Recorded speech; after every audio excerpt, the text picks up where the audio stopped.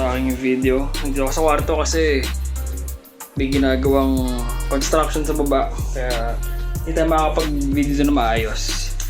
So, madami akong gagawin ngayon sa sasakyan ko. Tagal-tagal din ako hindi nakapag-post ng video. So, ngayon makakapag-upload na ulit tayo. Nasa umulan.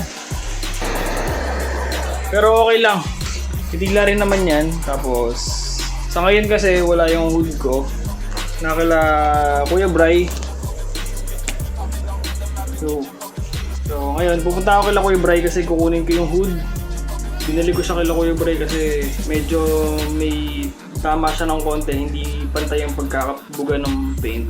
So bumper ko naman nakakalas din kasi nabangga na naman ako nung last time after ko mapabugahan kila Kuya Bray. So nung nabangga siya, nakipag-usap naman yung nakamotor na siya na magpapaayos. So yun, inayos nila. Then nandito na siya ngayon. Ang problema, hindi pa siya nakasand kasi may nadali. Ewan ko kung may nadali. Basta hindi niya sinand tapos hindi niya finish yung buffing. Hindi niya binuffing. Papalit muna ako ng oil seal kasi yung oil seal ko ng distributor may tagas. So yun, ayusin muna natin yun. Tapos yun, hindi na tayo kala Kuya Bray. So sa mga hindi pala nakakakilala kay Kuya Bray, si Kuya Bray yung kakilala ng tatay ko na nagpipintura dito sa amin lang sa Olympia. Medyo magulo pa kasi ginagawa pa. Ito, binigyan din tayo ni Eds ng plate number. Kakabit din natin siya, bibilan lang natin siya ng bolt and nut or kung anong mas maganda na ilagay dito. Then after nun, kabit natin to. After natin kunin yung hood, ayan, ganito naman ulit, bumalik siya sa dati niyang itsura and mas makintab din siya.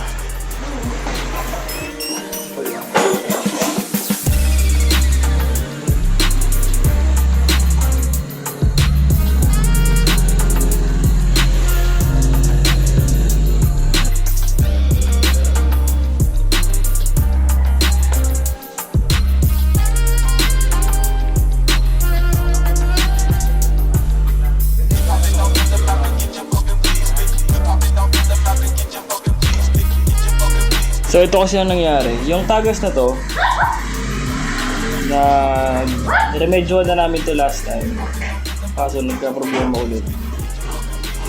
Ayun, papalitan natin itong goma na to. So kumuha ako ng container dito na malaki, then ginawa ko yung distributor, then naglagay din ako ng degreaser sa container na maliit para panglinis, then basahan, then gamit din tayo ng brush. Ito lang makapasok na tubig sa loob ng ating distributor para sa kabili na kami ng bagong O-ring na namin dito. Mas mataba ito kasi dito, slide.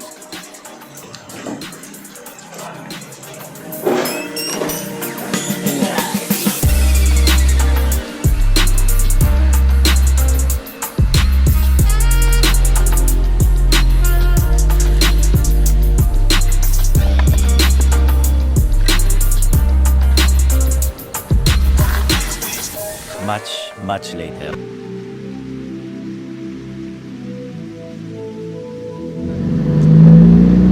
Sasakyan, tapos sasakyan siya.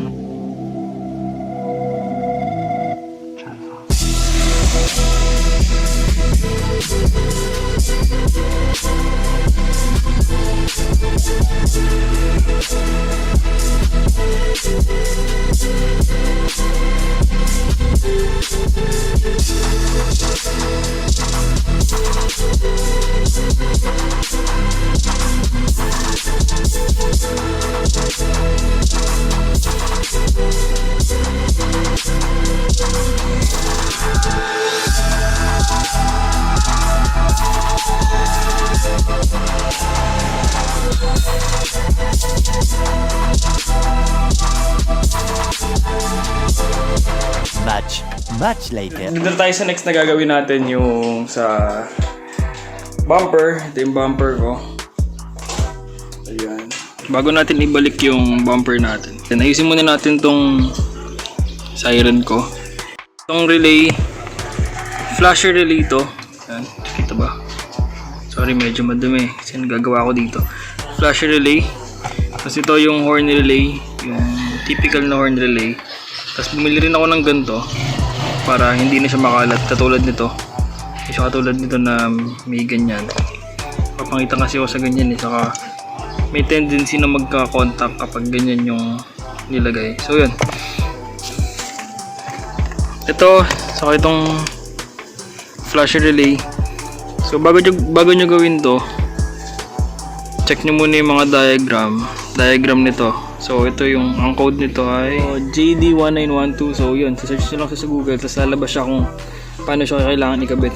So yun. So para dito, ito yung papunta sa horn. Ito yung positive contact. Ito yung positive contact, yung pula syempre. Tapos ito yung trigger contact. Tapos ito naman yung sa ground. Ito yung sa relay, meron niyang B sa L. So ba't nga pala ako may relay na flasher? Para makontrol yung lalabas na beep, kung gaano kabilis siya magbi-beep. Ganun. May controller kasi siya dito. Ayan, pwede siya i-control kung gaano kabilis yung beep, kung paano niya siya gustong tumunog. So yun. Ito kasi, kaya ako ito kakabit kasi para mabilis lang yung beep niya, hindi masakit sa tenga. Yun. Ito, positive receiver. Ito, positive contact from battery. Ito yung ground, connect to dyan. Then ito. So kung gusto niyo ng mas maingay, lagyan niyo ng relay. Kung ayaw niyo na mas maingay, huwag niyo nalagyan ng relay, diretso na lang from dito. Tanggalin to. Tapos diretso na dun sa horn. So ito yung mga magiging tunog niya.